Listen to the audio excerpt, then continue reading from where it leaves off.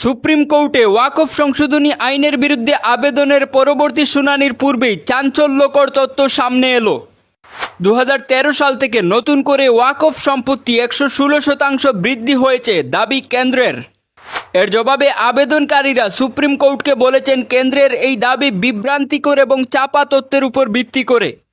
Advocate তালহা আব্দুল রহমানের দাখিল করা এক বিস্তারিত জবাবে আবেদনকারীরা যুক্তি দেন যে কেন্দ্র নতুন হিসাবে গণ্য সম্পত্তিগুলি আসলে 2013 সালের আগে নিবন্ধিত ওয়াকফ ছিল, কিন্তু পরে Waqf asset management system of India পোর্টালে আপডেট করা হয়েছে তা উল্লেখ না করে ভুল তথ্য উপস্থাপন করেছে কেন্দ্র। কেন্দ্রের এই দাবিকে বিভ্রান্তিকর বলে অল ইন্ডিয়া মুসলিম পার্সোনাল ল বোর্ড আইনজীবী তালহা আব্দুল রহমানের মাধ্যমে আদালতকে জানায় যে মনে হচ্ছে ভারত সরকার তাদের হলফনামায় পরামর্শ দিচ্ছে যে 2013 সালের আগে ওয়াকফ হিসাবে নিবন্ধিত সমস্ত সম্পত্তি Waqf asset management system of India পোর্টালে তাৎক্ষণিকভাবে আপলোড করা হোক। যখন এটি কার্যকরী হয়